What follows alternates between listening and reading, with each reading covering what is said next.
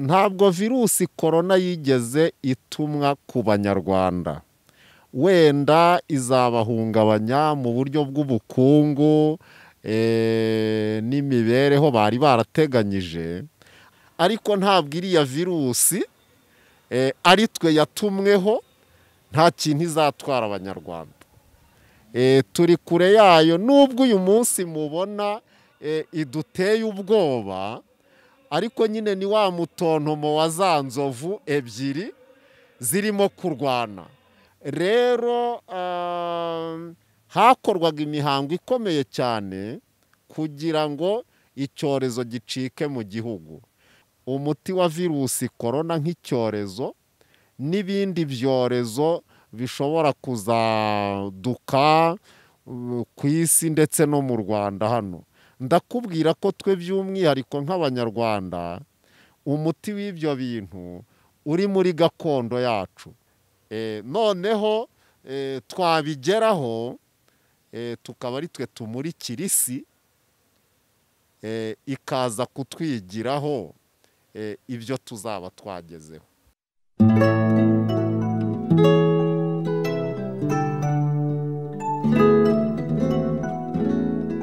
Twongeye kubaha ikaze mwebwe mwese mudukurikira inshuti zacu za Inzozi TV online.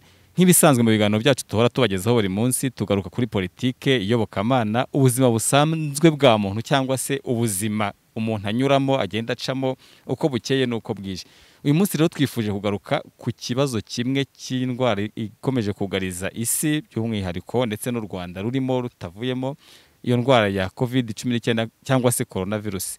Twakomeje kuyitekerezaho, tuyibazaho inshuro nyinshi, tuyiganiraho n'abantu mu masoko. Mu biganiro duherutse kubagezaho twabagejejeho umugabo umwe arongera aze kubibwira, kuko uyu munsi twagize amahirwe yo kongera kumubona. We yaravugaga ati njye ntabwo ntinya iyo virusi, kuko iyo virusi yakozwe n'umuntu, ati njye ntabwo nyitinya. Ese mu by'ukuri n'ubu ngubu ntabwo akiyitinya? Tugiye kumuha ikaze kugira ngo yongere yibwire abantu bamukurikiye. Mwiriweho neza? Muraho murakomeye. Aha ni wa mugabo umaze kubasuhuza, tugira ngo yongere yibwire ababashije kumukurikira kugira ngo tuganire mumuzi. Nitwa Ruganzu. Ati nitwa Ruganzu. Ruganzu ni wowe Ruganzu tusanzwe tumenyereye? Ni nge Ruganzu. Ni Ruganzu rwa Ndahiro wa kabiri Cyamatare, yabaye umwami w'u Rwanda kuva mu mwaka w'1477 kugeza mu mwaka w'1510. Uwo ni wowe? Uwo ni ngewe. Ko tuzi ko Ruganzu atakiriho. Ruganzu we? Ruganzu aracyariho. Ruganzu wa kabiri Ndoli ntabwo yigeze apfa, kuko yari afite imbaraga nyinshi cyane, yari afite imitsindo, kuko n'ubusanzwe ntabwo umwami apfa, umwami aratanga, kandi burya iyo atanze abakiriho. Ati umwami ntabwo apfa, umwami aratanga kandi yatanze abakiriho. Reka dukomeze tugaruke ku kiganiro twagiranye ubushize, aho wavugaga uti ngewe ntabwo iyo ndwara iyo virusi sinyitinya, iyo coronavirus. Nta nubwo wari wambaye agapfukamunwa, ubu turabona ugafite. Ese ni ibigaragaza ko wayitinyutse cyangwa se yaguteye ubwo noneho usigaye uyitinya Ruganzu? Oya, ntabwo ari byo. Virusi korona ngewe ntabwo nyitinya, nta nubwo nigeze nyitinya. Ni virusi yaduka mu Bushinwa, ndabizi, narabimenye ndetse ndanabikurikira. Nuko rero yaje mu bihugu bya Afurika n'u Rwanda rurimo nabwo narabibonye, ariko iriya ntabwo ari virusi ngewe nkwiye gutinya. Ati ntabwo ari virusi nkwiye gutinya. Rugabo ibyo wabiduhamiriza koko? Virusi korona ntabwo ari virusi ngewe nkwiye gutinya. Yego, kuyirinda ni ngombwa. Iriya virusi iri mu bwoko bw'ibyorezo twita ibitumanano. Virusi korona ni icyorezo cy'igitumanano. Ni ukuvuga ko ifite abantu bayikoze, noneho bakayituma ku isi bafite intego runaka. Noneho ko bibaye inshoberamahanga, ati yarakozwe, iratumwa, byumvikana ko ifite abo yatumweho utarimo. njyewe ntabwo ndimo, ntaho mpuriye nayo, gusa nanone kwirinda kubahiriza gahunda za leta cyangwa se kugenda nk'uko abandi banyarwanda bagenda nta kintu bintwaye, no kwambara agapfukamunwa muzi ko ubushize twaganiriye ntako nambaye, uretse ko icyo gihe byari bitarakomera, ni mu mizo ya mbere ndetse abantu bagikekakeka batarumva ibyo ari byo, uburondo akambaye, ariko niyo ntakambara nta kintu yantwara. Ruganzu ati mu by'ukuri muri kubyumva, uyu ni umugabo Ruganzu, we aravuga ati ngewe kwambara agapfukamunwa ntabwo ari ugutinya virusi korona, ahubwo ni ukubahiriza ingamba za leta, atari ko mu by'ukuri sinyitinya ahubwo ndayirinda. Reka tugerageze kuganira nawe ati mu buryo bwo kuyirinda Seruga ni gute, ukoresha izihe ngamba kugira ngo ubashe kuyirinda nubwo utayitinya? Ingamba ni izisanzwe, urabona hari ingamba leta iba yashyiriyeho abaturage muri rusange, ariko tutirengagije ko haba hakenewe n'ingamba z'umuntu ku giti cye. Iriya virusi buri muntu wese aba afite ukuntu ayibona, iyo umuntu yicaye agatekereza neza aba afite ukuntu ayibona buri wese, noneho kandi n'iyo ugerageje kureba kure ubona n'aho igana, ku buryo uyu munsi rwose itanteye ubwoba, izansiga, izagenda uko yaje insiga amahoro. Aho igufashe ntiwagira ubwoba? Si yo yonyine yadutse kuri iyi si, hari n'izindi virusi zadutse, urugero nka virusi ya sida, nko mu Rwanda yahageze mu 1976, nayo yaje ari virusi itumwe, kuko ni virusi yakozwe, bivugwa ko ngo yakozwe ngo abayikoze bashaka kugabanya ubushomeri ku isi. Nayo rero yaransize, kandi muzi ibyo yakoze muri iki gihugu, yahitanye abantu benshi, abandi bagira ibimuga. Uyu munsi hari abantu bagenda ariko bayirwaye, ni ikibazo rero. Ntabwo rero iriya yaba yaransize ngo none iyi ngiyi iba ari impitana. Yaragusize kandi ukiriho, iramutse igufashe se ntabwo ishobora kumfata iyo igeze aho ndirahunga. Yes, ni Ruganzu nk'uko twakomeje kumwumva tubwira ati izi virusi ntabwo zinteye ubwoba, ati sida, virusi ya sida yarakozwe nayo iratumwa, ariko mu bo yatumweho nkeka ko nawe uratarimo, kuko aravuga ati yaraje iransiga, ati n'ingi ya corona nayo ntabwo inteye ubwoba. Ruga hari ingamba zagiye zoroshywa zirimo mbere imodoka ntizagendaga, imodoka ziri kugenda, hari ibicuruzwa bimwe na bimwe byakomorewe ubu biri gukora hano mu gihugu cyacu ndetse no mu mujyi wa Kigali turimo aha ngaha. Urabibona ute wowe ko hari abatabivuga rumwe bavuga bati iyi virusi ishobora kusirikira ikaba yakwiyongera mu bantu, kimwe nuko nawe imodoka uyigendamo nubwo we itaguteye ubwoba? Bino bintu urabona bimeze gute? Ese mubo cyangwa no mu Rwanda ntabo yatumye, ntago twayitumweho ngo ibe yatwica, cyane ko numva ko nta n'uwo yari yahitana. Urabibona ute wowe, nta mpungenge biguteye? Ntabwo virusi korona yigeze itumwa ku Banyarwanda, wenda izabahungabanya mu buryo bw'ubukungu n'imibereho bari barateganyije, ariko nk'uko mubizi, mushobora kuba mubizi cyangwa mutanabizi, ariko ni n'ibintu bigaragara. Buriya virusi korona iri hagati ya Leta Zunze Ubumwe za Amerika n'Ubushinwa, kuko murabizi ko aho inzovu ebyiri zirwaniye ibyatsi bihangirikira, bihangirikira mu buryo bubiri. Ubwa mbere ni uko ibiri hafi yabwo, ibiri hafi y'izo nzovu bipfa kuko zirabiribata, ariko nk'ibiri inyuma gatoya wenda bishobora gukangwa n'umutontomo wa za nzovu ebyiri, ariko ntibigire icyo biba. Ni muri urwo rwego rero natwe Abashinwa n'Abanyamerika bakomeza kurwana, nibyo koko turahindagana, turagira ubwoba. Virusi korona, ingamba zifashwe zitugireho ingaruka. Muzi gahunda ya guma mu rugo, tumaze iminsi turi mu rugo, abantu barahindaganye, nibyo koko, ariko ntabwo iriya virusi ari twe yatumweho nta kintu izatwara abanyarwanda. Ruganzu ati iyi virusi ntabwo yatumwe ku banyarwanda, ati nta kizadutwara. Ariko nanone ati inzovu aho zirwaniye ibyatsi birahahungabanira, cyangwa se ibiri hafi yabyo birahahungabanira, ariko cyane ibiri kure ugasanga nabyo byagize ingaruka.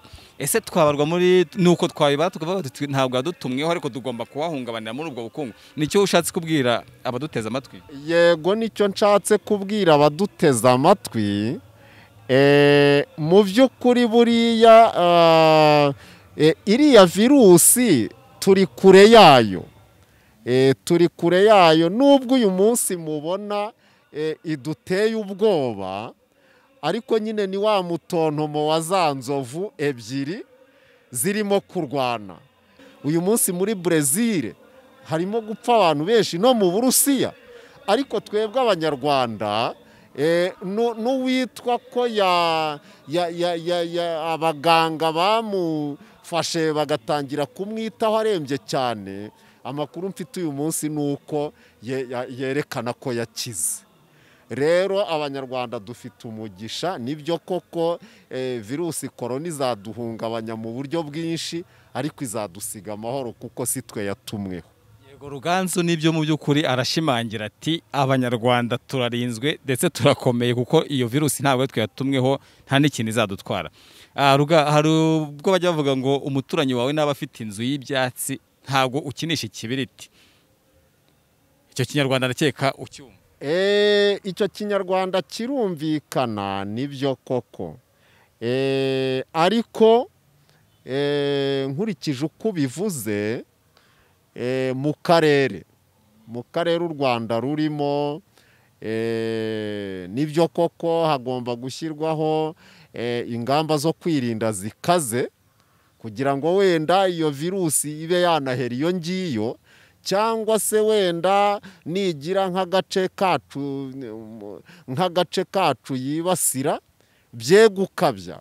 Urabona ko uyu munsi nko muri Tanzania byashushe nk'ibishaka gukomera, ariko numvise perezida w'Abatanzania avuga ko ubwandu bwagabanutse, abapfa bo simbizi, umenya n'abari bake cyane. Na Kenya nuko, u Burundi birasa naho bituje, ariko mu by'ukuri abatuye akarere bagombye kutuza. Nibyo koko ingamba zigakomeza, ingamba zo kwirinda, ariko njye nzi neza, ndahamya ntashidikanya ko iyi virusi izasiga abanyarwanda amahoro, ndetse n'abaturanyi babo bo mu bihugu duturanye ikazabasiga amahoro. Ntabwo izabageza nk'aho yagejeje Abataliyani n'Abesipanyoli. Njyewe niko mbibona. Dufashe icyo abandi bari guhura n'icyo kibazo. Hari imiti barayigerageza, urukingo ntiruraboneka. Tubafashe iki kugira ngo umuturanyi wacu nawe icyo kibiriti kitaza tutagikinisha kikaba cyamutwikira, kandi kimutwikiye urumva yuko uko iyo ndwara ikomeza kuba nyinshi, natwe mu Rwanda ubukungu urumva bwacu burakomeza buhahungabanire. Umuti wa virusi korona uri muri gakondo yacu, nta handi, kuko sinzi niba mubizi, ubundi iyo abanyarwanda baterwaga cyangwa se badukwagamo n'icyorezo gikomeye nk'iki ngiki, bitabazaga abakurambere babo. Noneho ba bakurambere bakabumva, bamara kubumva bagahita batabara vuba vuba, bakabacira inzira.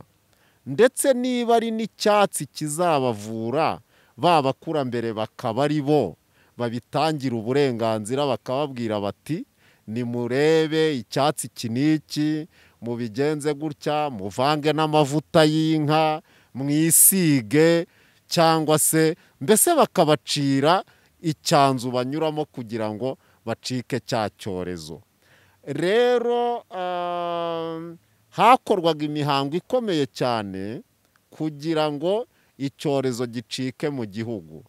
Iyo mihango rero ikomeye cyane yo guca icyorezo mu gihugu, yo kohera icyorezo kikava mu gihugu,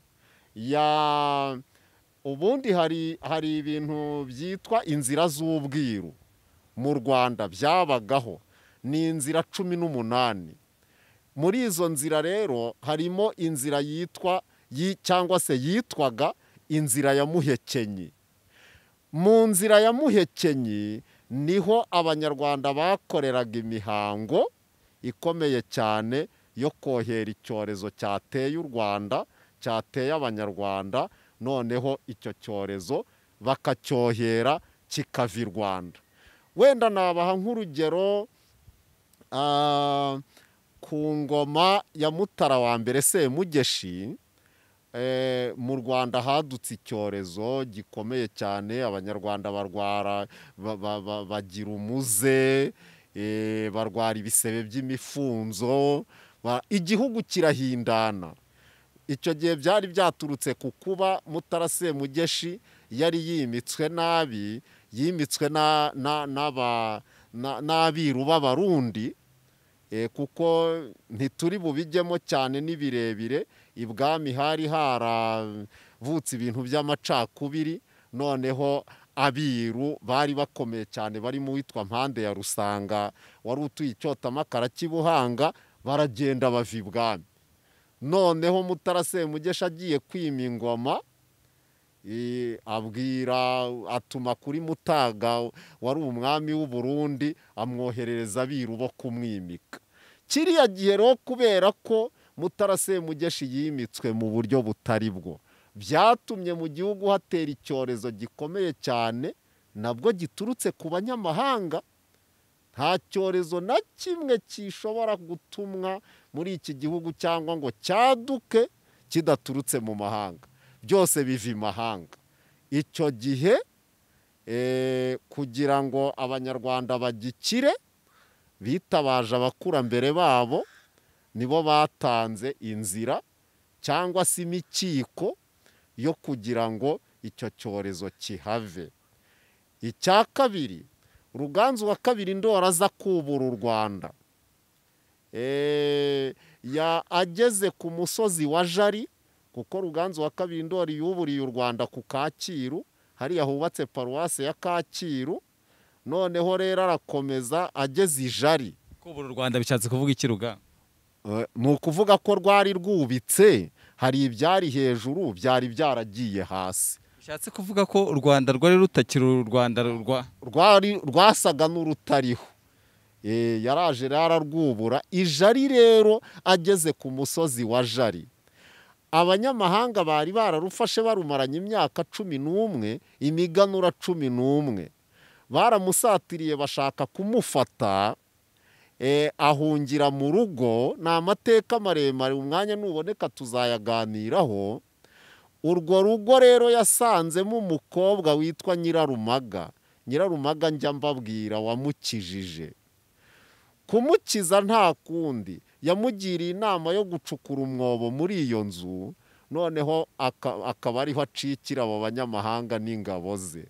Barabikoze n'ibyo koko, ariko mu gucukura uwo mwobo baza guhura n'urutare rubabera ibamba.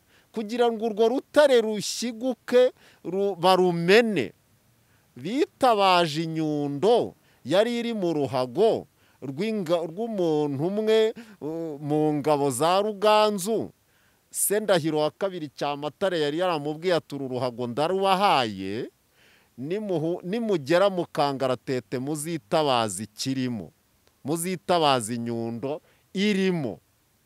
Ni koko kandi icyo gihe Ruganzu abonye bageze mu kangaratete urwo rutare rubabereye ibamba, rwanze gushyiguka, nibwo yatangiye kwambaza se Ndahiro n'abakurambere bose kugira ngo bamucire inzira ave muri ako kangaratete. Uyu munsi rero abanyarwanda dukwiye gusubira mu nzira za kera, nk'uko tusanzwe tumenyereye kwishakamo ibisubizo, tugatakambira abakurambere bakaducira inzira y'ukuntu twasohoka muri iki cyorezo cyaduteye, ndetse no mu bindi byose bizadutera mu minsi iri imbere. Seruga, umuntu uwo ari we wese nkanjye ureba ahangaha nkanjye Peter nshobora kwambaza abakurambere bakaza bakohera kino cyorezo, cyangwa hari ababa barabugenewe? Kugeza ubu ngubu mu gihugu hari abo tuzi bahari. Abo ngabo ni abagenewe kuba bakora icyo gikorwa cyangwa bari babishinzwe? Yego, babisigaranye nk'umurage, babifite, ntabwo bapfiriye gushira, ntabwo basaziye gushira bose. Hari abo tuzi, hari n'abo maze kuvugana nabo bagihari rwose bakiriho. Umuntu yakwegera rwose iki cyorezo bakacyohera, cyangwa nanjye ubwanjye ushobora kumbwira ukuntu nabigenza bikabarugaki nkagitsinda nkacyohera kikagera? Oya, wowe ntiwabishobora. Hari abantu, hari nk'urugero, hari umuntu nzi, ni umugirwa wa Nyabingi, ni umwe mu bagirwa ba Nyabingi basigaye ku isi. Umugirwa wa Nyabingi bishatse gusobanura iki? Reka wenda mwite umuyoboke we, ariko ku rwego rwo hejuru ntacyo. Reka mwite umuyoboke we kugira ngo abadukurikiye babashe kubyumva neza. Ariko noneho uwo nguwo arahari, ndamuzi, aratuye hano mu gihugu, ndetse ubwe yanyibwiriye ko ibi bigitangira, yanyibwiriye ko ashobora gutanga umuti wa virusi korona ndetse n'urukingo rwa burundu. Noneho uwo muti uretse kusharira n'urwo rukingo tukabisangiza isi, kuko buriya ntuzumve ngo virusi korona ngo hadutse ibintu by'ibyorezo ngo byamaze abantu. Bituruka kuki? Bituruka kuba isi dutuyemo uyu munsi n'abayituye, abantu ntabwo bakirwambaye, abantu barahindutse. Nta muntu ugitekereza ku kuntu yarinda ubwoko bwe. Naho rero birimo gupfira. Umuco waracitse, usiga abantu babaye nk'abanyamahanga, kugeza ku rwego ujya kubona ukabona umunsi umwe twese twihiniye mu ngo duhunga icyorezo cyaduteye tutabizi. Ubundi kera mu Rwanda rwo hambere, mu Rwanda rwa kera, ntabwo byashobokaga ko icyorezo cyaduka abanyarwanda batabizi. Babaga babimenye mbere bakakirinda, cyangwa bagikumiraga mbere? Yego cyane, babaga babimenye mbere bakagikumira ntikigere iwabo, cyangwa se cyanahagera bakaba bifitiye umuti n'urukingo batagombye kubaza muri OMS. Ubwo ni ukuvuga ngo ni ya Mana y'u Rwanda wakomeje kujya utubwira yabibabwiraga, cyangwa hari ubundi n'ubupfumu cyangwa n'imihango ya gakondo bakoreshaga kugira ngo babimenye rugamba? Barebaga kure nk'ubwo ngubwo uvuze ubupfumu. Ubupfumu cyangwa se umupfumu, burya umupfumu mu Rwanda iyo umuvuze abantu bumva shitani, hari n'abakubwira ngo toka satani. Umupfumu abantu bumva ari umurozi, ariko si byo. Umupfumu ubundi bivuga umuntu ureba kure akageza agapfumura akageza ku cy'Imana y'u Rwanda ishaka. Abo rero mu Rwanda barahahoze, nibo babashaga kureba kure, bakamenya ko mu myaka iyi n'iyi igihugu kizaterwa, noneho bakaburira umwami agategura uko azakoma imbere ibyo bitero. Kera rwose mu Rwanda nta na rimwe icyorezo cyadukaga ngo kimara abantu, kibakange kuri uru rwego batakibonye. N'iyo cyabinjiranaga bishakagamo ibisubizo, cya cyorezo bakacyohera kikava i Rwanda. Wenda bishobotse naguha nk'urugero, ku ngoma ya Ndahiro wa kabiri Cyamatare, abapfumu bakomeye cyane baramubwiye bati igihugu cyawe kigiye guterwa n'abanyamahanga, bacyubike, batihungisha umucunguzi. Icyo gihe nibwo yahungishije Ruganzu wa kabiri Ndori, amuhungishije kwa Nyirasenge Nyabunyana i Karagwe. Ruganzu wa kabiri Ndoli nyuma y'igihe, nyuma y'imiganura 11 u Rwanda rusa n'urutariho rwarubamye, niwe waje ararwubura, asubiza abantu ubuzima, abanyarwanda barongera babaho.